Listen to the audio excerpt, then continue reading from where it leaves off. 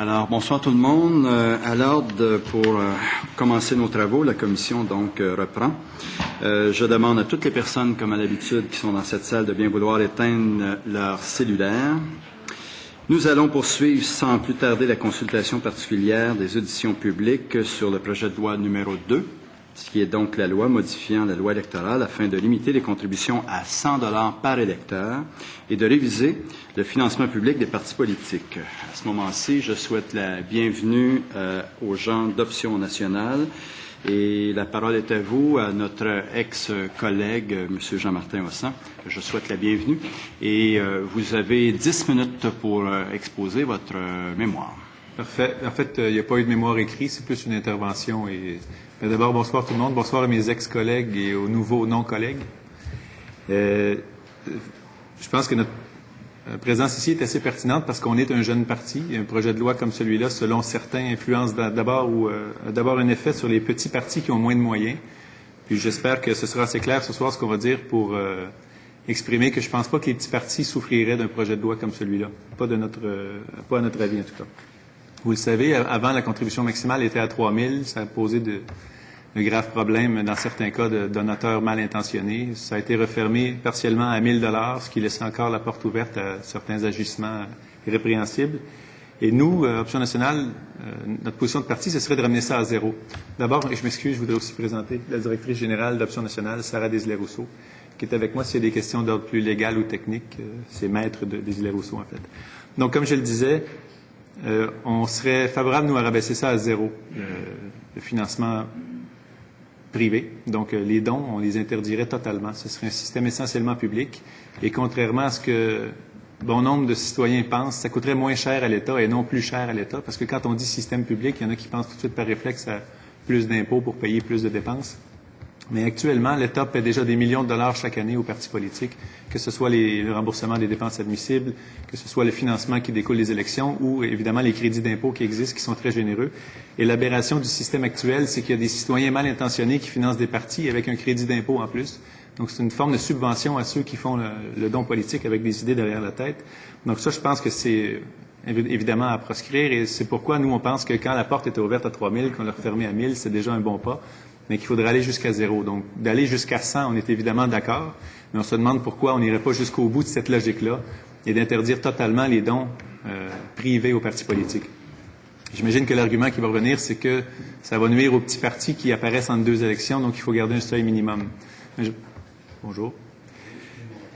Je suis habitué. Mais en fait, votre collègue Dungava m'a fait perdre le fil. Donc, nous, les petits partis, je ne pense pas qu'ils souffriraient de ça parce que, en général, les grands donateurs de 1 000 et 3 000 $ à l'époque ne donnaient pas à un tout nouveau parti, ils donnaient aux partis qui étaient aux portes du pouvoir. En fait, je le pense. Et donc, les petits partis qui auraient une limite à 100 $, par exemple, dans ce projet de loi-là, seront moins affectés, je pense, que les grands partis qui auront plus de dons de 1 000 $ et de 3 000 à l'époque qu'ils avaient et qu'ils ne pourront plus avoir. Donc, je pense que les petits partis ne devraient pas s'inquiéter de ça. Et quant à l'apparition de nouveaux partis entre deux élections avec un système entièrement public, il y a toujours moyen d'avoir un financement de base, un financement minimal quand un parti recueille un nombre minimal de signatures, par exemple. Donc, c'est évident qu'un nouveau parti politique qui réussit à recueillir 5 000 ou 10 000 signatures est quand même assez crédible face à un parti d'Hurluberlu qui aurait 20 signatures dans la rue et qui voudrait se constituer en parti politique. Donc, je pense qu'il y a moyen d'avoir un financement de base qui serait essentiel, qui découlerait d'autres choses que des résultats électoraux entre deux élections. Donc, Option nationale prône un système entièrement public pour fermer complètement la porte aux donateurs qui seraient mal intentionnés.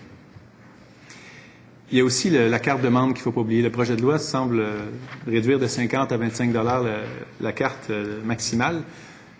Ce serait peut-être à changer ça si on réduisait la porte à zéro, justement si on fermait la porte à zéro, qu'il n'y ait plus de dons privés, mais que la carte de membre puisse encore se vendre 50 $. Je pense qu'il n'y a aucun parti qui utilise le 50 $ actuellement, à moins que je me trompe. Puis Option nationale, la carte est à 10 $. Je pense que c'est déjà le plus élevé. Les autres partis ont tendance à rester à 5 $. Je ne sais pas si c'est parce qu'ils ne veulent pas être le premier à être plus cher que les autres. Nous, on pense qu'une carte à 5 $ couvre même pas les frais de gestion de la carte. Donc, je pense que les partis perdent de l'argent à chaque carte qu'ils vendent. Donc, à 10 $, c'est un peu plus raisonnable. Mais bref, si les dons privés étaient interdits et que la carte de membre pouvait se vendre 50 $ comme c'est la loi actuelle, les partis qui apparaissent entre deux élections auraient le moyen de se financer minimalement pour survivre jusqu'à l'élection. Et l'exemple d'Option nationale est assez éloquent. On a déjà 7 500 membres. Donc, faites le calcul. Si jamais on avait voulu vendre la carte à 50 $ pour avoir notre financement qui découle de ça, ça fait quand même pas mal de sous pour avoir un minimum de fonctionnement jusqu'aux prochaines élections. Un argument qu'il faut surtout pas laisser gagner dans ce débat-là, c'est ceux qui disent que le fait de réduire le financement va réduire la participation citoyenne et que les gens voudront plus s'impliquer parce qu'ils vont se sentir moins partie prenante à la vie de leur parti. Ben, je sais pas s'il y en a qui ont déjà trouvé ça plus facile de rassembler des gens pour parler de politique tout court que de les rassembler en leur demandant 400 $ en plus. Je sais pas si ça vous a déjà aidé d'attirer du monde, de dire que ça coûte 100 ou 200 $ le cocktail. Moi, ça m'est jamais arrivé. Puis je pense de toute façon, en général, qu'un député ne devrait jamais être un collecteur de fonds, même si la plupart des gens délèguent ça à des bénévoles et des gens qui ont le droit de le faire et qui le font bénévolement. Il y a toujours une petite pression d'un député pour participer au financement de son parti. Et je pense que ça devrait être la dernière chose à demander à un élu, de penser à l'argent pour le parti. Donc, en général, on trouve qu'il n'y a pas d'argument contre un financement essentiellement public. Les gens, comme je le disais, qui veulent protéger les petits partis en faisant ça, bizarrement, ça vient souvent des grands partis. Donc, je pense que c'est les grands partis qui veulent garder la possibilité d'avoir des grands donateurs. Donc, il ne faudrait pas mettre ça sur le dos des petits partis, ceux qui s'opposeraient à une telle loi. Comme je vous le dis, on est un nouveau parti, Option nationale, on est un jeune parti. On a trouvé le moyen de se financer pour faire nos opérations dans la dernière campagne électorale, avec des dons qui dépassaient rarement 100 $ de toute façon, même avant que cette loi-là entre en vigueur, si elle entre en vigueur. Donc, dans la réalité, les petits partis ne seront pas désavantagés tellement par ça. En fait, ça va dépendre de leur pertinence, parce qu'un petit parti qui n'arrivera pas à ramasser les signatures, par exemple, comme je le mentionnais, minimales pour un financement de base, c'est peut-être que son temps n'est pas venu, puis qu'il n'y a pas d'engouement dans la société pour ce parti-là. Dans le cas d'Option nationale, on a quand même été témoin d'un engouement assez fort pour le parti. En quelques mois, on a déjà 7 500 membres. On avait des candidats partout aux dernières élections, donc on est vraiment un petit parti. On le pense qu'il y a raison d'être puisque les gens embarquent pas mal, malgré les efforts de certains de nous rendre le moins visible possible. On va quand même continuer à se faire voir et se faire entendre, donc il n'y a pas de doute là-dessus. J'aurais aussi peut-être une note sur le projet de loi, j'aimerais que le ministre nous en parle un peu. Quand on parle des activités politiques comme un congrès, par exemple, dont les sommes recueillies ne pourraient pas dépasser 3 % des sommes globales du parti, pour un petit parti, ça c'est peut-être un problème. Parce que si le budget total est, par exemple, de 100 000 $ dans une année pour un parti, et qu'il ne peut pas faire un congrès qui dépasserait en sommes recueillies 3 % du budget, ça fait un congrès à 3 000 $. Puis s'il y a 1000 personnes, mais c'est 3 piastres par personne pour entrer au congrès. Ça finance pas vite les coûts du congrès. Donc ça, ce serait peut-être, il pourrait y avoir peut-être un moindre de ou un max de, une formule qui fait en sorte que pour des petits budgets, cette clause-là ne nuit pas à la tenue d'un congrès. L'Option nationale est à préparer son congrès de début 2013 et on attend des centaines de militants, évidemment, et c'est clair qu'on ne peut pas leur demander que 3 $ pour couvrir les frais du congrès. Donc à cet effet-là, j'aimerais peut-être avoir des éclaircissements sur l'intention du projet de loi là-dessus. Donc j'espère qu'il y aura des questions, ceux qui se demandent les effets ou les conséquences sur un petit ou un nouveau parti de ce projet de loi-là. On est ici pour y répondre. On serait très heureux d'avoir vos questions là-dessus. Ben, je serais prêt à prendre des questions, en fait. À moins que...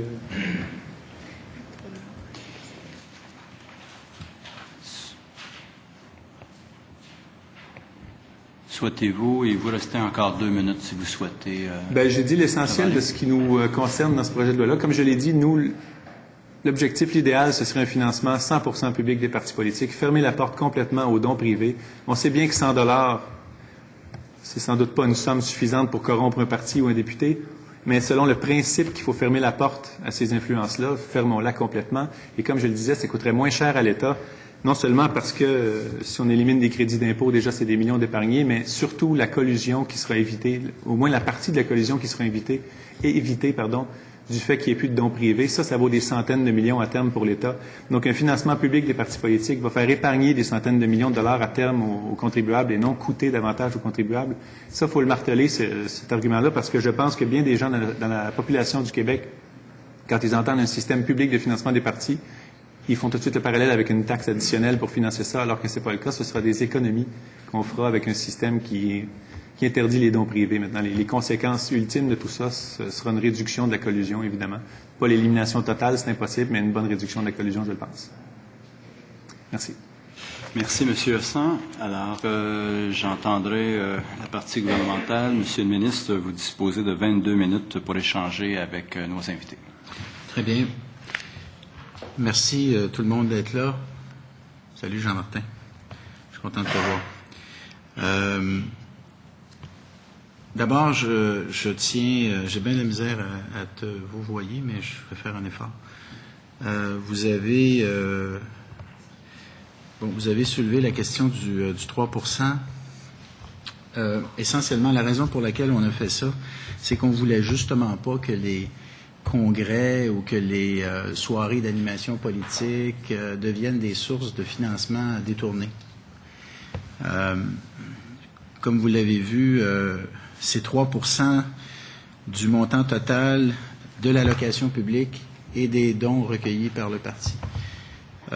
Mais l'argument que vous nous amenez est très pertinent et je pense qu'on va effectivement devoir se pencher là-dessus pour s'assurer justement que ce soit pas une nuisance. Donc, je pense qu'on va devoir effectivement y réfléchir puis voir comment on pourrait corriger cet impact non voulu là. De la mesure qui se veut une bonne mesure, mais qui a visiblement un effet de distorsion là, dans votre cas. Alors, on va la regarder. Quand vous parlez dans votre blog, dans l'article que vous avez signé dans Urbania du 13 novembre 2012, vous défendiez évidemment votre idée d'un système entièrement public qui dépendrait en bonne partie des résultats électoraux, écriviez-vous, mais qui n'exclurait pas la mise en place d'une mesure qui donnerait un financement de base à tout nouveau parti qui recueille, par exemple, un certain nombre de signatures. On sait qu'actuellement, un parti est autorisé à être créé sur la base de 100 signatures. Vous, expliquez-nous un peu comment ce financement de base auquel vous faisiez référence dans Urbania, ça pourrait fonctionner comment, par exemple? Avez-vous des chiffres en tête? Bien, des chiffres précis pourraient être déterminés ici, justement, mais on n'a pas de chiffres à suggérer comme ça, mais c'est sûr que c'est plus que 100 signatures, mais l'objectif de ça, c'est de faire en sorte qu'un parti qui rassemble assez de militants pour prouver sa légitimité ou sa crédibilité reçoive un financement de base qui est aussi à déterminer, mais qui permettrait au moins de survivre jusqu'à la prochaine élection avec une petite permanence, peut-être une personne à temps plein, ce qui est à peu près notre cas pour l'instant. On vient d'ouvrir une permanence, on a une directrice générale rémunérée avec le peu de budget qu'on a. Mais ça nous permet quand même de faire notre travail. On est assez visible sur les médias sociaux qui coûtent beaucoup moins cher que des publicités de journaux ou de téléjournaux. Mais l'idée derrière tout ça, c'est de faire en sorte que justement un parti qui naît en 2 élections n'ait pas 0 de financement et que le seuil de signature soit relativement élevé pour que ce soit crédible. Et ça pourrait être aussi un seuil de signature par circonscription ou par région. Par exemple, tant de signatures dans chacune des 17 régions du Québec ou tant de signatures dans chacune des 125 circonscriptions. Ça pourrait amener une légitimité au parti qui a vraiment un appui populaire substantiel ou suffisant pour avoir un financement de base. Les chiffres précis, je pense que c'est pas à nous de les déterminer ici, mais ils pourraient très bien être étudiés sur la base historique de ce qui s'est fait quand un nouveau parti naissait, combien de membres étaient inscrits ou combien de signatures avaient été recueillies. Donc, on pourrait très bien regarder ce qui s'est passé avant pour déterminer c'est quoi le seuil de ce qui va suivre. Mais l'idée, c'est qu'un parti puisse avoir un financement minimal entre 2 élections. Et c'est pour défaire un peu l'argument aussi que si on referme la porte à 0, les petits partis ne pourront pas naître. Je pense qu'il y a moyen de refermer la porte à 0 et d'avoir d'autres mécaniques en parallèle, comme par exemple un nombre minimal de signatures pour avoir un financement de base qui serait fixe, qui ne serait pas basé évidemment sur les résultats électoraux puisqu'il n'y en a pas encore. Mais bref, je pense qu'avec la porte fermée à 0, il faudrait qu'il y ait cette mécanique-là. Quant au nombre de signatures, il faudrait l'étudier. Peut-être avec ce qui s'est passé, comme je le disais, avec les 10 derniers ou les 20 derniers partis qui ont été mis sur pied puis qui ont raisonnablement survécu. Si je vous ai bien compris, là, j'ouvre une parenthèse, mais c'est une question très directe et en général, à des questions directes, j'ai des réponses directes quand on discute. Le projet de loi 2 n'est pas tout à fait à votre goût, mais si je vous demandais si vous appuyez le projet de loi 2, la réponse c'est? C'est oui, bien sûr, c'est oui. On trouve que 1000, c'est déjà trop. 100, c'est mieux que 1000. 0 serait mieux que 100, comme on l'a dit, mais on appuie quelque chose qui va dans la bonne direction, c'est sûr. On n'est pas pour dire non, parce que ça n'atteint pas l'objectif. Je pense qu'il y a d'autres dossiers dans lesquels la direction est aussi importante que l'objectif. Je pense qu'on sait tous lesquels. Mais dans ce dossier-ci, je pense que le fait de baisser de 3 000 à 1 000 est une bonne idée, de 1 000 à 100 est une meilleure idée, et de 100 à 0 serait une encore meilleure idée.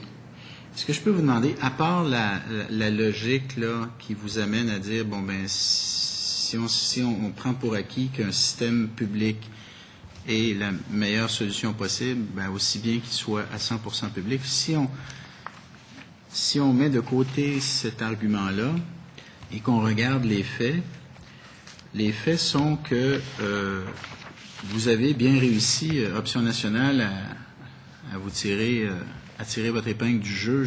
Je regardais les chiffres, c'est intéressant. La moyenne des dons que vous avez reçus est à peu près exactement $100. Vous avez eu 2360 donateurs et vous avez obtenu 237 000 $ de dons. C'est pratiquement à la scène près. La moyenne de vos dons donc qui s'élève à 100 $. Est-ce que je peux vous demander, dans la mesure où ce système-là ne semble pas vous avoir trop desservi, pourquoi ne pas maintenir la contribution à 100 $?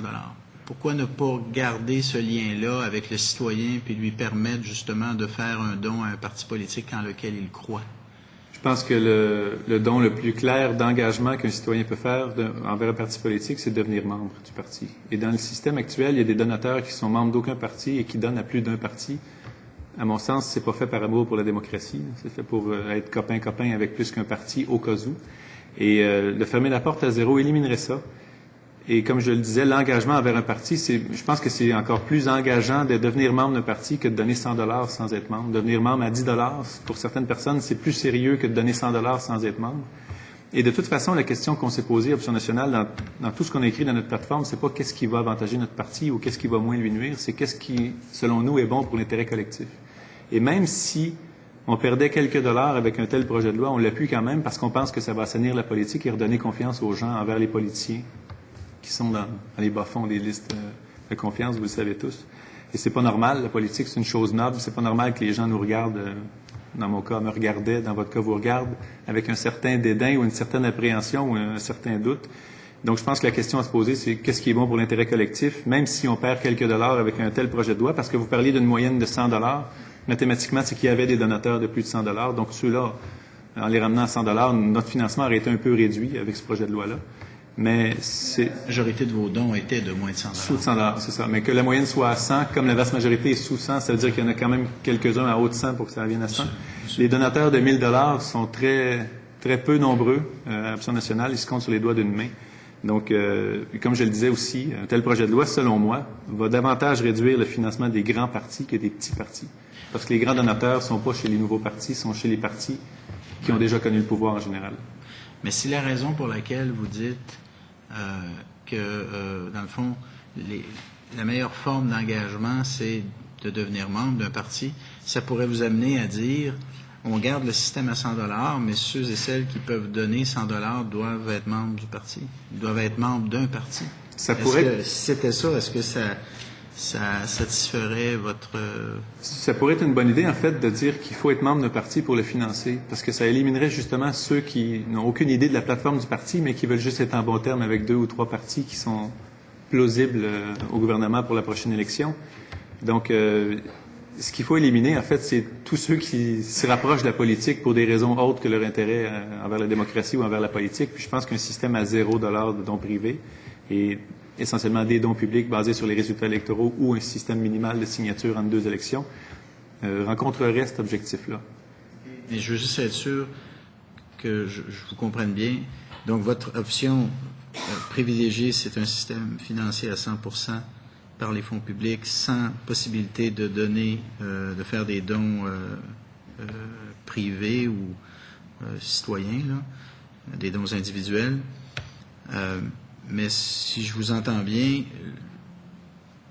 vous seriez pas contre l'idée de garder un système à 100 $, mais que les seuls membres de partis politiques, enfin du parti auquel on donne, puissent le faire. pour vous, Ce serait mieux un système à 100 $ dans lequel il faut être membre pour donner qu'un système à 100 $ dans lequel n'importe qui peut donner. Mais est-ce que ce serait mieux un système à 100 $ dans lequel il faut être membre pour donner par rapport à un système financé à 100% par le public? Je pense que l'idéal, c'est un système financé à 100% par le public, mais dans lequel on conserve plus que 25 $ pour la carte de membre. Comme ça, tous ceux qui donnent, je sais pas, 30 ou 40 ou 50 $ pour une carte de membre, c'est parce qu'ils, premièrement, ils aiment les idées du parti, puis ils en deviennent membres, ce qui est un engagement additionnel, disons, obligatoire à ce que c'est actuellement. Parce qu'actuellement, on peut donner 1 000 $ à un parti sans en être membre. Et il y en a qui donnent 1 000 $ à 2 partis sans être membre d'un ou l'autre. C'est absolument... moi, je vois mal comment quelqu'un peut donner 1 000 $ au Parti québécois et 1 000 $ au Parti libéral et être cohérent dans sa pensée politique ou son intérêt envers la chose publique. Je pense que c'est d'autres intérêts qui l'attirent à donner à 2 partis qui sont aussi divergents dans bien des dossiers. OK, mais est-ce que cette logique-là s'applique dans le cas d'un don de 100 $? Est-ce que vous... Comme je le disais, c'est beaucoup moins engageant 100 $ que 1000 surtout pour celui qui reçoit le don. Donc, comme on le disait, 100 $, c'est un progrès sur 1000, donc par rapport à 1 000 $. Donc, on est d'accord avec le projet de loi. On aurait favorisé que ce soit 0 et que le financement se fasse pour les nouveaux partis sur la base des signatures recueillies et des cartes de membres. Puis, l'exemple de l'option nationale en est un. On a 7 500 membres à peu près en ce moment. Si la carte de membre se vendait 10, 20, 30 $, ça fait quand même un peu de financement pour avoir une permanence. Donc, les partis qui vont avoir leur raison d'être, qui vont avoir, disons, la pertinence d'être, vont recueillir assez de membres avec une carte de membre un peu plus chère pour que ça vaille le coup. Ceci dit, quel est le montant maximal? Actuellement, c'est 50. Votre projet de loi suggère 25. Ça aussi, il faudrait regarder ce qui devrait se faire en parallèle avec le nombre minimal de signatures qui amènerait un financement. Mais la mécanique est définie. C'est les chiffres précis qu'il faudrait étudier. Oui, vous aurez compris que la raison pour laquelle on a abaissé la limite pour l'adhésion pour la carte de membre de 50 à 25 $, c'est qu'on voulait être cohérent avec l'abaissement du plafond des dons de 1 000 à 100 $. À partir du moment où on baisse le plafond des dons de 1 000 à 100, si la carte de membre est à 50, logiquement, on devrait baisser le plafond de la carte de membre pour s'ajuster au nouveau plafond des dons. C'est la seule et unique raison pour laquelle on l'a baissé de 50 à 25. Pourquoi est-ce que c'est une préoccupation pour vous dans la mesure où votre carte de membre se vend combien, vous avez dit? Elle est à 10 $. À ma connaissance, on est les seuls à avoir osé augmenter de 5 à 10. Il y en a même chez qui c'est gratuit, je pense, être membre du parti. Je ne sais pas si c'est encore le cas. Le Parti québécois, c'est 5 $. Oui, c'est ça. Ben, traditionnellement, je pense que le Parti libéral, le Parti québécois, c'est 5 $, si je ne me trompe pas. Mais alors, pourquoi est-ce que c'est un enjeu pour vous qu'on l'ait abaissé à 25 dans la mesure où, à 10 $, vous êtes encore loin de 25, puis... En fait, c'est un enjeu si le système était 100% public pour les nouveaux partis qui pourraient vendre des cartes à plus que 5 $. C'était simplement un moyen de compenser le fait qu'ils ont plus de financement par ailleurs. Mais idéalement, ce serait un système entièrement public et comme je le dis, j'insiste, ça coûterait moins cher à l'État. Il faut que les citoyens le sachent. Ça coûterait beaucoup moins cher à l'État à terme d'avoir un système 100% public. Est-ce que le fait d'augmenter l'allocation versée par vote, comme vous savez, dans le projet de loi, on est à 1,67 $ par vote. En fait, c'est par électeur. OK? Il faut faire attention, là. C'est 1,67 $ par électeur. On crée un fonds à partir de ce calcul-là, et ce fonds-là, il est partagé selon le résultat électoral de chacun des partis. Mais il en demeure pas moins qu'on augmente l'allocation publique. Et est-ce que vous pensez, vous, que cette augmentation de l'allocation publique, donc l'augmentation, je dirais, du versement ou du financement public au fur et à mesure où le nombre de votes que tu obtiens augmente, est-ce que ça peut vous favoriser? Est-ce que ça peut favoriser un parti comme le vôtre dans la mesure où les gens pourront se dire, ben moi je veux voter pour ON parce que je sais que plus ils auront de votes, plus ils auront de financement public? J'espère que ce sera le cas, parce qu'actuellement, les citoyens qui votent savent, en fait, ceux qui sont informés de la loi électorale savent que chaque vote donne un peu moins d'1 $ dans le système actuel. Là où les citoyens ne vont pas voter, c'est parce que dans certains comtés, ils savent d'avance qui va rentrer, puis pour l'allocation des sièges, ça n'a aucune importance. Donc ça, c'est un autre débat peut-être dans un autre projet de loi, mais un scrutin avec une composante de proportionnel serait très démocratique et intelligent au Québec, je pense, parce que les souverainistes de Westmount peuvent bien aller voter ou ne pas voter. Ils savent exactement que l'allocation des sièges ne sera pas affectée du tout par leur vote, et c'est triste en démocratie de savoir que ce qu'on dit ne comptera pas. Mais pour ce qui est du financement, je pense que c'est normal que le financement public soit basé essentiellement sur les résultats électoraux, parce que le parti qui a le plus d'engouement ou le plus d'appui populaire devrait avoir le plus de moyens de mettre en place son option et ses politiques. Donc c'est tout à fait normal, c'est démocratique selon moi que le financement soit basé sur les résultats électoraux. OK. Je veux pas vous... c'est pas... comment dire? Je veux pas discuter ou débattre avec vous juste pour avoir l'air de vouloir avoir raison, mais si cette logique-là du meilleur résultat électoral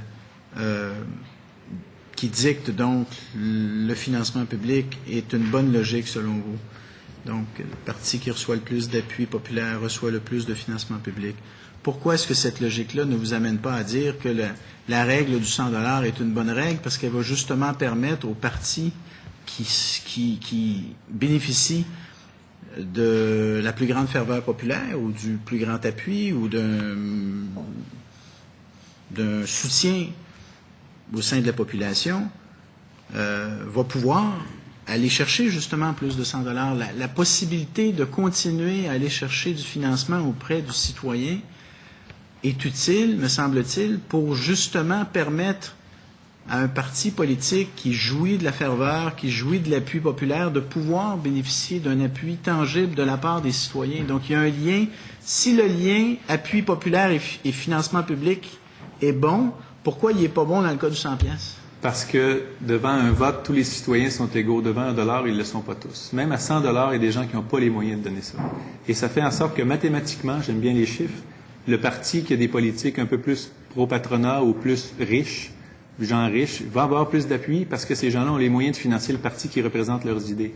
Et donc, devant un portefeuille, les citoyens ne sont pas tous égaux, mais devant un vote, oui. Donc, ça devrait être basé sur les votes exprimés et non sur la capacité des citoyens d'encourager leurs idées politiques à travers l'argent qu'ils ont le moyen de donner à un parti.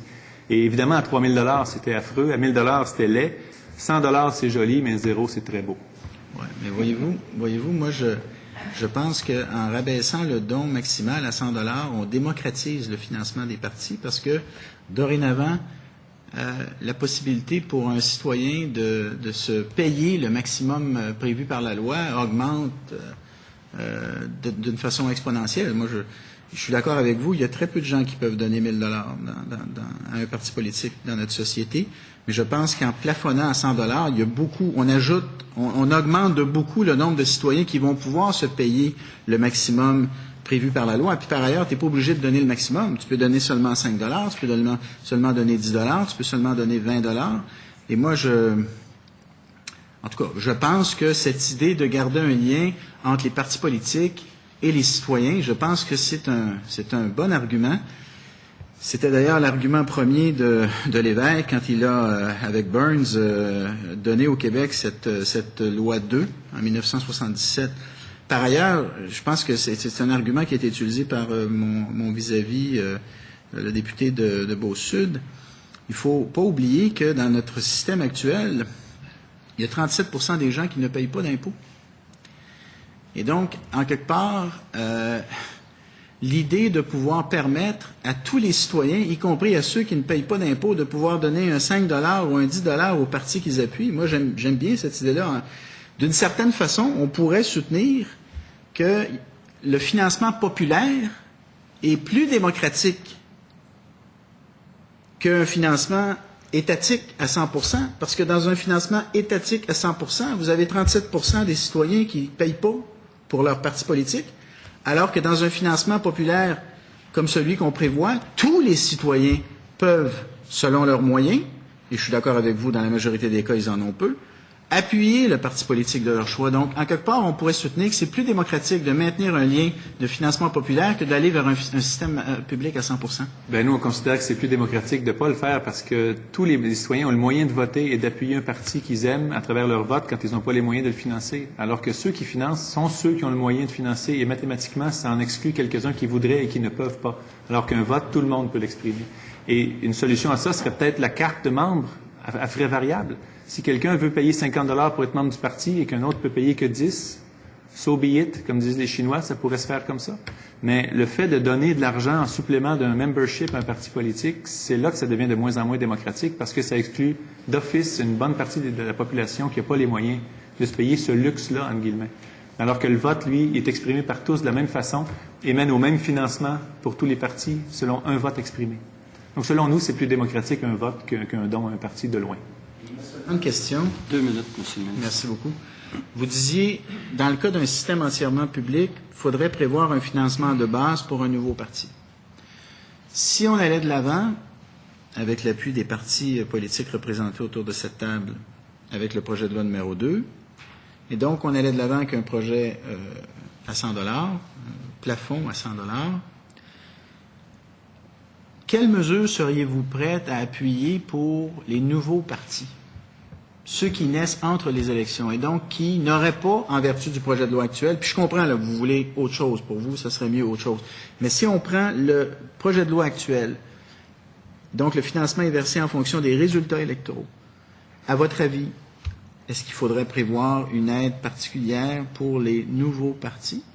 Ben, si ce projet de loi est adopté, les nouveaux partis peuvent toujours se financer à 100 $ maximum par donateur. Si on enlevait ça, que c'est un système à zéro, comme je l'ai dit, il faudrait un financement minimal à déterminer basé sur un nombre requis de signatures dans chaque région, dans chaque circonscription, pour prouver la légitimité du nouveau véhicule, puis pour prouver le fait que les gens en veulent ce nouveau véhicule-là. Ce qui serait un signe que c'est démocratique de le financer aussi, parce que la population en voudrait à une certaine mesure. Donc, c'est intéressant parce que vous nous dites, si c'est entièrement public, il faut prévoir une aide aux nouveaux partis. Une aide publique, bien entendu. Mais si on est pour aller de l'avant avec le système à 100 $ prévu par le projet de loi, la possibilité de se financer avec des 100 $ vous semble une façon correcte de pouvoir permettre aux nouveaux partis de se financer comme vous avez pu le faire avec Option nationale? Je pense que les nouveaux partis qui apparaissent en 2 élections avec un tel projet de loi pourraient tirer leur épingle du jeu s'ils regroupent un nombre suffisant de membres. Oui, on en est un exemple vivant, je pense. Alors, 22 minutes pile. Je vous remercie. Alors, la parole est maintenant à l'opposition, député de Beau-Sud, pour également 22 minutes. Merci, M. le Président. Alors, je vais commencer par vous scandaliser, tout le monde ici autour de la table. En 1977, j'ai donné 100 $ au Parti québécois. Oui. Arrêtez les travaux de cette commission. Et 2 ans... S'il vous plaît. Et 2 ans plus tard... Monsieur le député de Beau-Sud, je vous demande d'être sérieux. C'est très sérieux, M. le Président. C'est le ministre qui n'est pas sérieux. Oui. Alors donc, en 1977, j'ai donné 100 $ au Parti québécois et en 1979, j'ai été candidat à la Convention du Parti libéral. Alors donc, dans votre analyse, si vous ne regardez pas plus en profondeur, je suis quelqu'un qui est probablement extrêmement malhonnête. Alors que la raison pour laquelle j'ai donné 100 $ au Parti québécois en 1977, c'est parce que j'étais en admiration devant le fait qu'il ait changé la loi sur le financement des partis politiques. Puis pour moi, c'était une valeur importante. Mais celui qui m'a sollicité voulait que je devienne membre du Parti québécois, ce que j'ai refusé. Et la raison pour laquelle j'ai refusé, c'est parce que je ne suis pas souverainiste, je suis fédéraliste. Puis je l'étais déjà à ce moment-là. Et donc, je pense que j'ai fait un choix qui m'appartient. Regarde, moi, si le Parti libéral me demande de contribuer en 1977, probablement que je lui dis non. Puis en 1979, bien probablement que je lui dis oui. J'étais à la politique à ce moment-là. Je vous sers ça comme illustration pour vous dire que dans une société libre, il y a toutes sortes de façons de penser. Puis je n'exclus pas qu'il y ait des gens qui donnent à plusieurs partis politiques pour des raisons d'amitié, tout simplement. Tu sais, il y a des gens pour qui quelques centaines de dollars, ça ne fait pas la différence dans leur garde-manger. Et puis par amitié, acceptent de donner à plusieurs partis sans égard à leur valeur. Et c'est le point là que je tiens à souligner de notre désaccord profond, c'est que moi je pense qu'il faut permettre aux gens non seulement d'être un bénévole éventuellement dans un parti politique, mais également de faire un apport qui est monétaire. Bon, on parle d'un montant qui était trop élevé, qui devrait être plus raisonnable, puis on en discute, puis on n'a pas exclu cet aspect-là. Mais moi, j'exclus complètement de le mettre à zéro. D'ailleurs, je suis personnellement convaincu, je serais curieux de voir les précédents, j'ai hâte d'entendre la Commission des droits et libertés, mais interdire complètement aux gens de financer un parti politique, ça m'apparaît anti-liberté. Et je vous donne un autre exemple. Je n'en suis pas aux questions, j'en suis plutôt aux remarques. Je vous donne un autre exemple. Il y a 5 ans, j'ai parti un parti politique. Parce que j'étais en peux pas dire le mot, Monsieur le Président, ça serait anti-parlementaire. J'ai été prudent. 3 petits mots. Avec une politique gouvernementale. Moi, j'estimais que cette politique gouvernementale-là, qui avait été initiée par le Parti québécois, qui avait été maintenue sur le Parti libéral, était injuste pour nos régions, et j'ai décidé de partir en parti politique pour la combattre. Et on pouvait obtenir du financement de façon immédiate. C'est-à-dire, on demande aux gens de nous donner de l'argent, puis il y avait leur reçu d'impôt, sans demander à un bureaucrate la permission, autrement que par le sans-nom qu'il faut que tu fasses signer, puis par l'exercice qu'il faut que tu fasses. Donc, de faire du financement. Ce qui a bien déplu à bien du monde, en passant, là, qui m'ont dit comment tu peux partir en parti politique parce que tu estimes que les intérêts de ta région sont bafoués par une décision gouvernementale. Tu n'as pas le droit de faire ça. Ben oui, j'ai le droit de faire ça. Absolument. Et c'est ce qu'on a fait. Puis on a ramassé du financement, puis on a brassé à la cache. Et c'est ce qui m'apparaît très étonnant de votre position. Qu'est-ce qu'on fait de la liberté d'expression sous prétexte que chaque sou est pollué et sale? On remet ça entre les mains d'une bureaucratie. Moi, en lisant cette étude-là, j'ai remarqué que vous avez peut-être vu, là, qui vient du directeur général des élections. J'ai remarqué que plus le financement est essentiellement public, plus il y a des conditions pour l'obtenir, et qu'à la fin, on se retrouve devant des citoyens qui sont pris dans une toile d'araignée bureaucratique, et ou partir un parti politique, ou imaginer d'avoir des options différentes comme parti politique, devient impossible. Alors donc, je pense qu'il faut trouver un milieu raisonnable. Vous parlez d'une baisse de 1000 à 100, vous la trouvez raisonnable, mais je trouve qu'entre 1000 et 100, il y a une plus petite différence qu'entre 100 et 0. Entre 100 et 0, je trouve qu'il y a beaucoup. C'est comme atteindre la vitesse de la lumière, il paraît que c'est les derniers kilomètres qui sont les plus difficiles à atteindre. Il paraît qu'au début, ça va assez bien, monter à 30 000 km/s, mais quand tu t'en vas vers 300 000 km/s, parce que tu es de plus en plus lourd, ben c'est un peu ça, là. Alors moi, regardez, c'est pas une question que je vous pose, je vous mentionne mon désaccord profond de dire qu'il n'y aura pas de participation. Elle est minime, celle qu'on nous propose, qu'il n'y aura pas de participation des citoyens dans un financement de partis politiques. Je vais répondre à divers éléments. Premièrement, sur le fait que vous êtes fédéraliste, ça s'arrange si on ira prendre une bière. Ensuite, le fait que des gens donnent à plusieurs partis, j'ai jamais dit que c'était tous des gens malhonnêtes, mais on a vu des exemples récents de grands donateurs à 2 partis la même année ou de grands donateurs à un parti qui est au pouvoir et à un autre parti quand c'est l'autre parti qui est au pouvoir. C'est ceux-là qui semblent un peu mal alignés selon les principes qu'on donne pour amour de la démocratie. Donc, évidemment, je n'accuse pas tous ceux qui ont déjà donné à 2 partis différents. Moi-même, j'ai aussi, sans scoop, déjà donné au Parti québécois et maintenant, je donne à Option nationale. Donc, c'est pas de la malhonnêteté que de donner à plus d'un parti, mais on devrait, éliminer la possibilité de donner à plein de partis pour s'acoquiner avec des partis avec des montants substantiels, comme on l'a déjà vu dans le passé. Le fait de dire que c'est anti-liberté d'avoir un financement public, je le vois pas ça. Et tout comme c'est interdit de donner de l'argent à un fonctionnaire qui vient de nous rendre un fantastique service et qui vient de nous aider dans ce qu'on avait besoin dans un dossier particulier, je vois pas pourquoi on donnerait un parti politique parce qu'il a une bonne idée. C'est son rôle d'avoir des bonnes idées, qu'on en devienne membre et qu'on milite pour le parti si on pense qu'il devrait se faire entendre et être élu. Faire du porte-à-porte, c'est souvent plus utile pour un parti que 1 000 $ de dons. Donc, ceux qui pensent vraiment qu'un parti est le bon et devrait être au pouvoir, il y a toujours le militantisme qui est là. Et en plus, ça ferait en sorte justement que c'est des gens qui le font vraiment par conviction et par engagement politique de faire en sorte qu'ils puissent militer pour le parti plutôt que de simplement faire un chèque puis de ne plus jamais rien faire de l'année par la suite. Quant aux droits de fonder un parti, ils restent intacts dans le système qu'on prône. Si c'est un système essentiellement public avec, comme je le disais, un nombre minimal de signatures pour avoir un financement de base pour survivre à la prochaine élection, jusqu'à la prochaine élection, ça donne le droit à tout le monde de se fonder un parti s'il arrive à recueillir le nombre de signatures nécessaires. Donc, s'il y a vraiment un engouement réel pour l'apparition de ce parti-là. Et la multiplication des conditions, on pourrait faire en sorte de l'éviter aussi. On connaît l'objectif du rabaissement du don maximal, c'est pour éliminer les donateurs mal intentionnés, donc on n'est pas obligé d'avoir des effets pernicieux à côté qui créent des conditions et de la paperasse à n'en plus finir. Je pense qu'on est assez intelligent pour faire un système qui demeure léger. Mais bref, je comprends bien votre point de vue, mais je pense qu'un système essentiellement public n'empêcherait personne de se créer un parti s'il y a raison d'être ce parti-là par un engouement populaire minimal. La parole à mon collègue, je voudrais juste faire une dernière remarque. Je ne suis pas contre une bière en passant. Ça me ferait plaisir, mais je voudrais juste vous dire qu'il faudrait la prendre avant 3 heures du matin parce qu'elle augmente de 3 cents.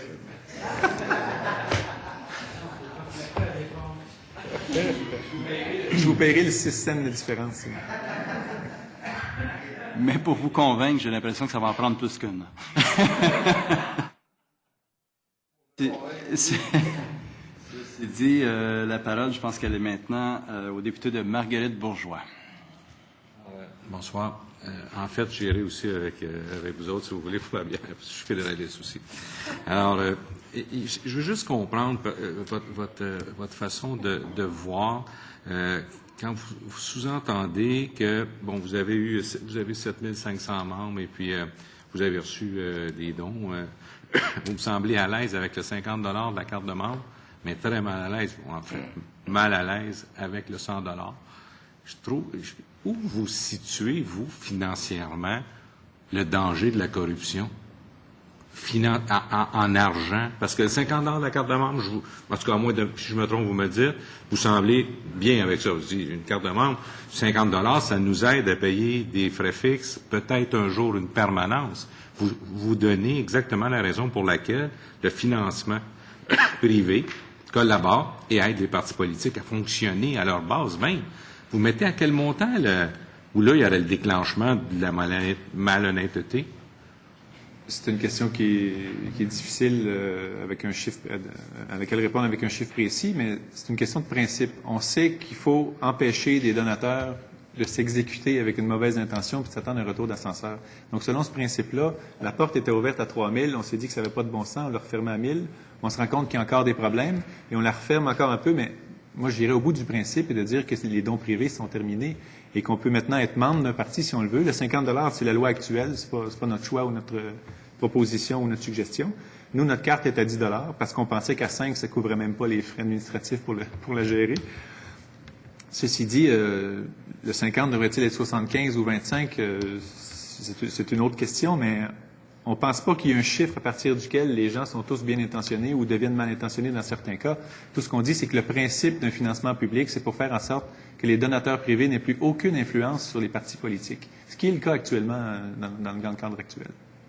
Si on exclut les entrepreneurs, les gens incorporés, les compagnies, les gens qui requièrent des services de toutes sortes, et qu'on va essentiellement aux citoyens là, tous les jours. Je prends mon exemple. Moi, j'ai jamais donné à un parti politique. Et j'ai des gens, non, c'est vrai, j'avais jamais donné à un parti politique, disons-le comme ça. Et j'ai des gens qui me connaissent. Bon, on a tous des vies, des relations, des gens qui veulent cotiser aujourd'hui et qui n'ont pas d'attente d'aucune façon avec une réflexion de corruption ou de collusion parce qu'ils disent, bon, ben, je connais Robert, je suis content ou content qu'il soit en politique, puis je vais l'appuyer dans cette démarche-là. Je vois pas de danger de collusion, de corruption pour un citoyen. Il y a 40-50 000 membres dans notre parti.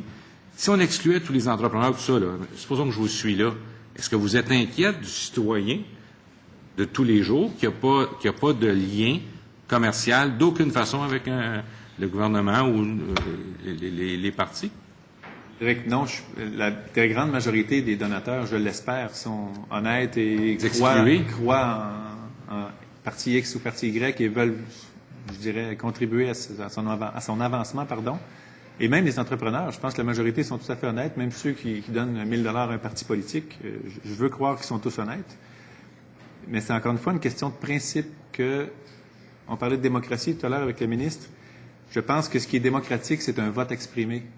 Un don financier fera toujours une distinction entre les citoyens mieux nantis et les moins bien nantis, et ça, c'est pas démocratique. Ça pourrait être légal, évidemment, ça l'est en ce moment, mais je pense qu'il faut faire en sorte que tous les citoyens, qu'ils soient riches ou pauvres, puissent contribuer de la même façon à un parti politique à travers un vote et à travers un engagement ou un militantisme pour ce parti-là s'il croit en ces valeurs-là. Donc, le financement privé devrait être réduit. Il devrait y avoir une carte de membre pour prouver qu'on est attaché à ce parti-là et être membre, ça, oui. C'est bien de la garder. Est-ce que le montant, comme je le disais, devrait être 50, 25 ou 75? Ça, ce sera à déterminer. Mais les dons monétaires devraient être interdits entre autres, pour que chaque citoyen devienne égaux. Oui, bien, écoutez, c'est ce volet-là que vous comprenez ma question, à laquelle j'ai de la difficulté à penser que des citoyens puissent appuyer un parti politique et que d'emblée, ben, si on leur donne pas cette occasion-là, il y a, comme on disait tantôt, 37 des gens qui ne payent pas d'impôts au Québec. Donc, on comprend que c'est l'ensemble des autres qui vont payer ce financement public indirect. Et les 37 qui n'en paient pas, ben, dans le fond, ils ne sont pas touchés par la chose parce qu'ils ne peuvent pas aider un parti politique. Mais ceux qui peuvent, vous dites qu'ils ne devraient pas le faire. Parce que ça devrait être toujours public d'aucune façon. Dans une société comme la nôtre, ceux qui ne payent pas d'impôts sont évidemment admissibles à tous les mêmes services que ceux qui en paient. C'est le principe d'une société le moindrement juste et équitable. Pourquoi ceux qui peuvent payer ne pourraient le faire, vous les accepteriez pas qu'ils le fassent? Je parle d'accès à un service, je ne parle pas d'un privilège de financer un parti qui va faire avancer mes propres intérêts. C'est mathématique que les gens plus riches vont avoir plus de moyens pour financer un parti qui a des politiques pro-riches. Et je suis rien contre les riches, évidemment. Mais ce que je vous dis, c'est que c'est pas normal qu'un parti politique qui a des idées pro-patronat ou pro-telle classe d'entrepreneurs ou de citoyens ait plus de moyens pour faire valoir ses arguments qu'un parti qui est plus cause sociale ou communautaire. Puis je n'ai pas besoin de nommer les partis ici. Donc ça, c'est pas démocratique, c'est pas équitable. Et je pense que un citoyen ne devrait jamais avoir plus de moyens de favoriser son parti parce qu'il y a plus d'argent qu'un autre qui en a moins. Pour terminer, vous n'avez pas d'inquiétude sur le fait qu'un système comme celui-là nous placerait devant une quantité soudaine de plusieurs nouveaux partis? Je pense que non. Demain matin, essayez de recueillir 5000 signatures dans les 125 comtés ou 200 signatures dans chaque comté. Vous allez voir que c'est un effort substantiel. On le fait, nous, pour recueillir des membres un peu partout. Et je vais vous dire qu'un parti qui arriverait, par exemple, à avoir 125 ou 150 ou 200 signatures dans les 125 circonscriptions, il mérite d'exister parce qu'il y a vraiment une base populaire pour l'encourager à être là. Merci. Merci. Et maintenant, pour un échange avec le député de Fabre. Merci beaucoup, M. le Président. En fait, bonsoir. Merci d'être là. Je me sens un peu fort de l'initiative du député de Beau-Sud, à moi aussi, de passer à la confession. En 2008, j'ai donné au Parti québécois, mais aussi au Parti libéral. Et peut-être le député de Chauveau va être intéressé à entendre ça, parce que son projet de loi prévoit qu'on ne peut pas donner à plus d'un parti. Et en 2008, j'ai donné au Parti québécois parce que j'avais un ami qui se présentait pour le Parti québécois, et ça me faisait plaisir de l'appuyer. Mais parce que je voulais demeurer neutre, j'ai donné aussi au Parti libéral en 2008.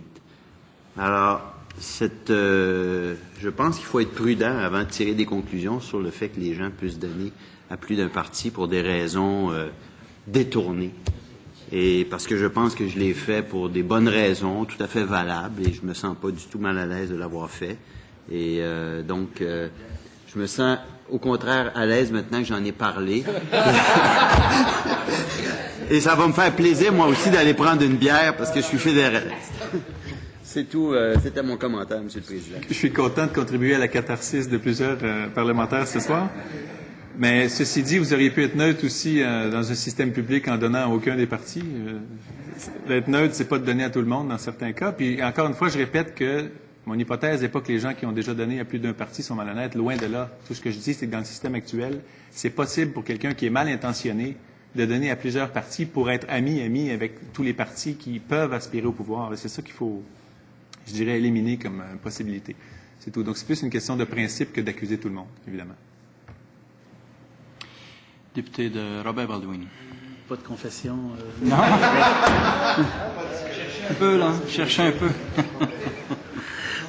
Je voudrais simplement vous signifier, par exemple, lorsque le financement est complètement public, ça veut dire que l'ensemble des contribuables, des voteurs vont contribuer pour l'ensemble des partis.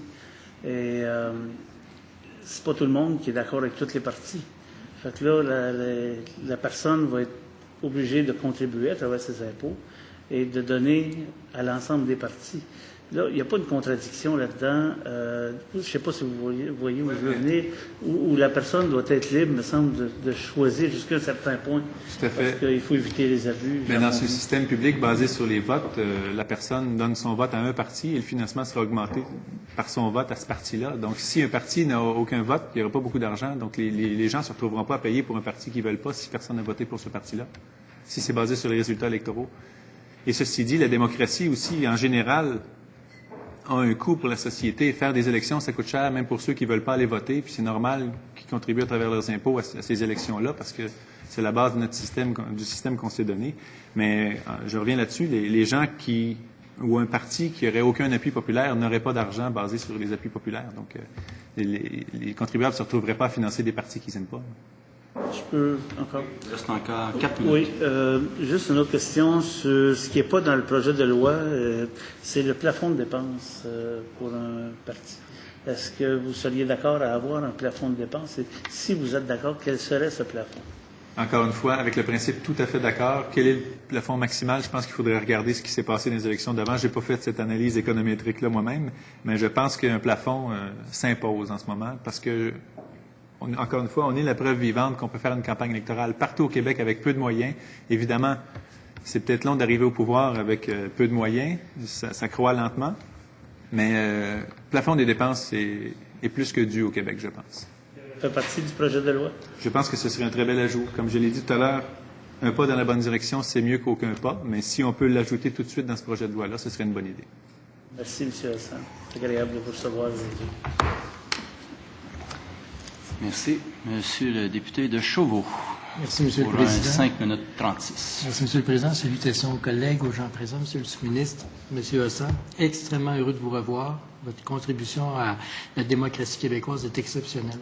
Je vous l'ai déjà dit privément, ça me fait plaisir de le dire devant mes confrères. Vous êtes un homme d'exception parce que c'était franchement pas évident ce que vous avez fait et vous l'avez réussi avec honneur et brio. Et vous avez tout mon respect, même si je suis à 98% désaccord avec ce que vous dites. En gros, je suis très impressionné, vraiment impressionné. Et il n'y aura pas de bière, assez suffisante pour me faire. Mais tant qu'à être dans les confessions, je m'excuse du retard, mais j'étais dans le thème de la soirée puisque je participais à une activité de financement de mon parti à 100 $. Donc nous respectons tout ça. Et non, j'ai jamais contribué au Parti québécois. Mais un jour, je dirais qu'est-ce que je pensais le 15 novembre 1976 quand j'avais 12 ans. Un jour. Alors, j'aimerais aborder avec vous quelques thèmes.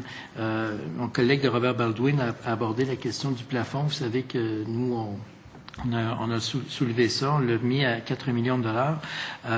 D'aucuns estiment que c'est beaucoup trop modeste. On entend ce commentaire-là, mais on est prêt à parler de ça.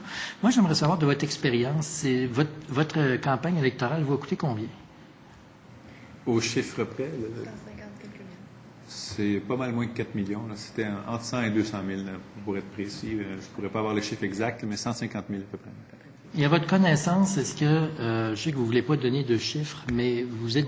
Pas c'est que je ne les ai pas de mémoire par Non, cœur comme non, ça. non, Ils seront dans le rapport financier. OK, non, je comprends. Ce que je dis, vous ne voulez pas cibler un plafond. C'est ça Ben, que je c'est veux que dire. je pense qu'il faudrait le faire de façon sérieuse en examinant vraiment c'est quoi les dépenses nécessaires pour un parti pour couvrir le plus de régions possible pour que, par exemple, le chef puisse se déplacer partout au Québec s'il le veut. Évidemment, si les campagnes durent 30 jours, c'est difficile de faire le tour du Québec, mais que le chef soit pas contraint d'arrêter de se déplacer dans une campagne parce que le plafond est trop bas. Donc, il faudrait quand même avoir un plafond raisonnablement élevé, mais je pense qu'en ce moment, il y a des dépenses qui pourraient être réduites facilement. Votre parti s'est distingué avec une campagne Internet 2.0 très agressive. Estimez-vous que vous avez eu quand même, vous en avez eu pour votre argent?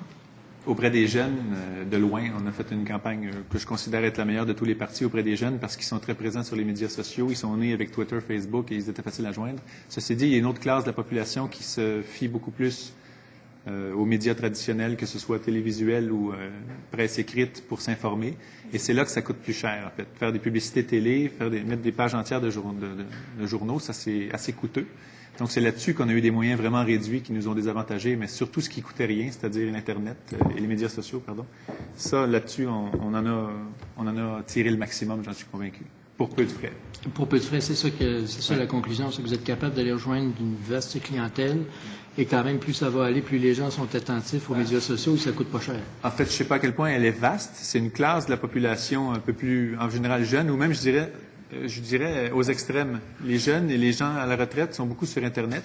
Il y en a qui sont plus devant la télé et devant les journaux quand ils n'ont pas le temps de faire 2 heures de Facebook par jour.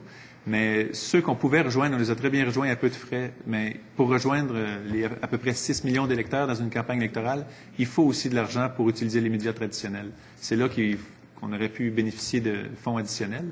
Mais je pense qu'un plafond de, je ne sais pas combien de millions, là, si 4 est votre suggestion, ce serait étudié, mais un plafond pourrait être plus bas que ce que certains partis ont dépensé dans la campagne dernière. Un dernier point, je vais amener avec vous la question du 100 $. Vous savez que notre parti est en accord sur le principe du 100 $ tel qu'énoncé par le gouvernement. La différence, c'est que nous, on dit baissons la contribution par vote, mais permettons le don au 100 $, mais multiplions par 3 chaque don qui est fait, chaque dollar de don, qui reviendrait à peu près à coût nul avec ce qui existe actuellement. Qu'est-ce que vous en pensez? Le fait de partir avec les sommes totales que ça coûte en ce moment, c'est peut-être une bonne idée parce qu'on fonctionne avec ce montant-là. Donc, ce serait encore une fois un argument vendable auprès de la population de dire que le nouveau système ne coûte pas plus cher et qu'il est plus efficace. Donc, de partir avec le budget global puis de s'arranger là-dedans, je trouve que c'est une bonne idée. Ce serait, disons, une difficulté de moins à faire passer ce projet de loi-là au sein de la population. Puis, évidemment, répéter ad nauseam que ces projets de loi-là visent l'intérêt collectif. Donc, finalement, on ne fait pas ça pour que ça coûte plus cher au monde pour rien. Donc, je pense, encore une fois, j'aime bien le répéter, un projet de loi qui se rapproche d'un financement public coûterait moins cher à terme à la population à cause des effets négatifs qu'on éliminerait, les effets de collusion, etc. Je comprends que vous êtes contre les dons privés, les dons individuels. Nous, notre position, c'est que ça devrait être interdit. Tout don privé, un parti politique devrait être interdit parce que ça ne devrait pas passer par le portefeuille qui, lui, est inégal d'un citoyen à l'autre. Donc, si on veut rester totalement démocratique, il y a des façons qui le sont, comme le vote et l'implication politique. Tout le monde peut volontairement s'impliquer ou non. Tout le monde peut volontairement voter ou non. Mais c'est pas tout le monde qui peut volontairement ou non donner 100 $. Juste en terminant, M. le Président. Il vous reste 30 secondes. Ah oui, OK. Je vous ai entendu sur les signatures, puis c'est vrai qu'un groupe qui rassemble 200 signatures dans 125 comtés, c'est quelque chose. Il faut être prudent aussi. Moi, j'ai des adversaires, j'avais 8 adversaires dans mon comté, et il y a des gens qui ont eu moins de 100 votes. Et pourtant, ils sont tous arrivés avec un bulletin de 100 signatures dûment enregistrées et tout était légal. Donc, la signature, ça a aussi sa faiblesse. C'est pas une garantie de militantisme et de conviction, puis tout ça. Alors, j'entends puis j'écoute avec plaisir votre discours un peu lyrique sur le fait que quelqu'un s'investit puis signe. En bout de ligne, le gars, il fait ce qu'il veut, hein. Parce que, comme je vous dis, moi, je sais que j'ai un candidat entre autres en tête, là, 85 votes, tu sais. Puis il a fait toute une campagne, là, contre moi particulièrement. Puis il y a eu 85 votes. C'est pour ça que je m'en souviens. Mais en c'était fait, pas votre candidat, il était très bon d'ailleurs. Oui, on en avait que des bons. Mais il y avait, évidemment, dans la masse de ceux qui signeraient, il y en a certainement qui ne sauraient pas trop ce qu'ils signent, tout comme je pense que la majorité des citoyens savent exactement pour qui ils votent, mais il y en a plusieurs qui votent sans avoir lu les plateformes et sans trop savoir. Et j'ai qu'un parti a peut-être une position qui veut. Le temps étant écoulé, on va mettre fin. Et peut-être avec le consentement, il restait une petite minute tantôt, j'aurais une petite question avec le consentement des collègues. Vous avez, au tout début de l'échange avec le ministre, mentionné que le 3 % semblait être insuffisant. Est-ce que vous avez réfléchi à quel pourcentage qui pourrait être plus acceptable? Bien, c'est difficile de fixer un pourcentage parce que ça dépend du budget global du parti. Un parti qui a un budget annuel de 200 000 $, ça prendrait un énorme pourcentage, alors que s'il se rapproche du million, on peut le baisser. Donc, on ne devrait pas y aller sur un pourcentage, mais sur peut-être un seuil monétaire nominal. Alors, mon temps étant écoulé, je vous remercie. Alors, on va ajourner quelques moments, le temps de faire place au prochain groupe. Merci.